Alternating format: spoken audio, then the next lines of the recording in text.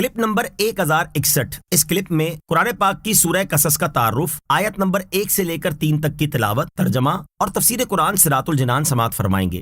سورۃ القصص، سورہ قصص کا تعارف، مقام نزول۔ سورہ قصص 4 آیتوں کے علاوہ مکیہ ہے، اور وہ 4 آیتیں الذین آتیناہم الکتاب سے شروع ہو کر لا نبتغی الجاہلین پر ختم ہوتی ہیں، اور اس صورت میں ایک آیت ان الذی فرض ایسی ہے جو مکہ مکرمہ اور مدینہ طیبہ کے درمیان نازل ہوئی۔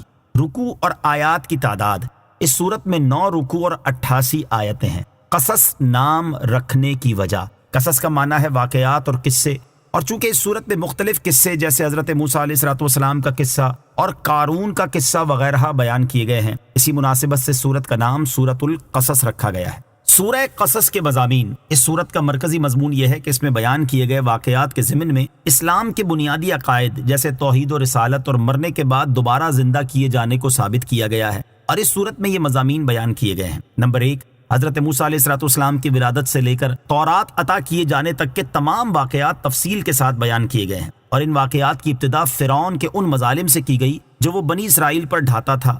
پھر حضرت موسیٰ علیہ السلام کی ولادت اور فرعون کے گھر میں ان کی پرورش کا واقعہ بیان کیا گیا۔ پھر قبطی کو قتل کرنے، مصر سے مدین کی طرف ہجرت کرنے، حضرت شعیب علیہ السلام کی صاحبزادی سے شادی ہونے اور اس کے بعد کے چند واقعات ذکر کیے گئے۔ نمبر 2، کفار مکہ کے اس اعتراض کا جواب دیا گیا کہ جیسے معجزات حضرت موسیٰ علیہ السلام نے پیش کیے تھے ویسے حضور علیہ السلام نے پیش کیوں نہیں کیے۔ نمبر 3، پہلے تورات و انجیل اور پھر قرآن پاک پر ایمان لانے والوں کی جزا بیان کی گئی۔ نمبر 4، سابقہ امتوں پر آنے والے عذابات سے کفار مکہ کو ڈرایا گیا کہ اگر انہوں نے اپنی روش نہ چھوڑی تو ان پر بھی ویسا ہی عذاب آ سکتا ہے۔ نمبر 5، قیامت کے دن مشرکین اور ان کے شریکوں کا جو حال ہوگا وہ بیان کیا گیا۔ نمبر 6، حضرت موسیٰ علیہ السلام اور قارون کا واقعہ بیان کیا گیا کہ اس نے کس طرح سرکشی کی اور اس کا کیسا دردناک انجام ہوا۔ ان دونوں واقعات میں نبی کریم علیہ السلام کی نبوت کی دلیل ہے، کیونکہ جب یہ واقعات رونما ہوئے تو اس وقت آپ علیہ السلام وہاں پر موجود نہیں تھے، اور نہ ہی آپ علیہ السلام نے کسی شخص سے یہ واقعات سنے تھے۔ سورہ نمل کے ساتھ مناسبت، سورہ قصص کی اپنے سے ماقبل سورت نمل کے ساتھ مناسبت یہ ہے کہ سورہ نمل اور سورہ شعراء میں بیان کیے گئے حضرت موسیٰ علیہ السلام کے واقعے میں جو چیزیں اجمالی طور پر بیان کی گئیں وہ سورہ قصص میں تفصیل کے ساتھ بیان ہوئی ہیں۔ بسم اللہ الرحمن الرحیم۔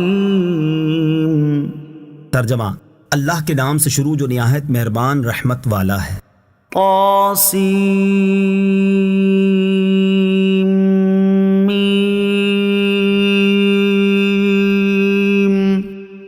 تلک آیات الکتاب المبین۔ ترجمہ، طاسین میم، یہ روشن کتاب کی آیتیں ہیں۔ طاسین میم، یہ حروف مقطعات میں سے ایک حرف ہے، اس کی مراد اللہ تعالیٰ ہی بہتر جانتا ہے۔ تلک آیات، یہ آیتیں ہیں، یعنی اس سورت کی آیتیں اس روشن کتاب کی آیتیں ہیں جس میں حلال و حرام کے احکام، حضور اقدس علیہ السلام کی نبوت کی صداقت، پہلوں اور بعد والوں کی خبروں کا بیان ہے، اور اس کتاب کی شان یہ ہے کہ وہ حق و باطل میں فرق کر دیتی ہے۔ یہاں روشن کتاب سے مراد قرآن مجید ہے یا اس سے لوح محفوظ مراد ہے۔ لوح محفوظ اور قرآن مجید کے روشن کتاب ہونے میں فرق، یاد رہے کہ لوح محفوظ کو بھی کتاب مبین فرمایا جاتا ہے اور قرآن کریم کو بھی، البتہ ان دونوں میں فرق یہ ہے کہ لوح محفوظ اللہ عز و جل کے خاص مقبول بندوں پر ہی ظاہر ہے، جبکہ قرآن کریم ہر مومن کے لیے ظاہر ہے، اگرچہ اس کے اسرار و رموز کی معرفت بھی خاص بندوں کے ساتھ خاص ہے۔ نتلو علیک من نبأ موسیٰ وفرعون بالحق لقوم یؤمنون۔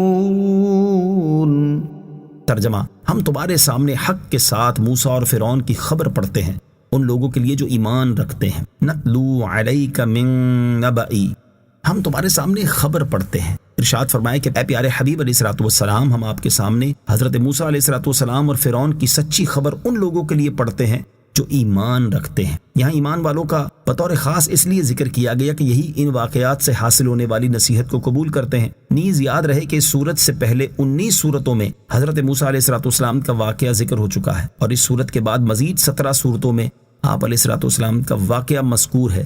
اتنی کثرت سے آپ کا واقعہ ذکر کرنے کی ایک وجہ یہ بیان کی گئی ہے کہ اس میں حضور پر نور علیہ السلام کی نبوت کی خاص دلیل تھی، کیونکہ اب بغیر پڑھے اور تاریخ دانوں کے پاس بیٹھے بغیر ایسے سچے واقعات بیان کر رہے تھے، اور یہ وحی کے بغیر ممکن نہیں۔ دوسری وجہ یہ بیان کی گئی کہ عرب میں حضرت موسیٰ علیہ السلام اور فرعون کے واقعات خاص و عام میں بہت مشہور تھے، اور ان واقعات میں بنی اسرائیل نے بہت سی غلط باتیں ملا دی تھیں، اس لیے اللہ تعالیٰ نے یہ واقعات قرآن کریم میں جگہ جگہ مختلف طریقوں سے بیان کیے تاکہ اس کے غلط اور صحیح پہلو ایک دوسرے سے ممتاز ہو جائیں۔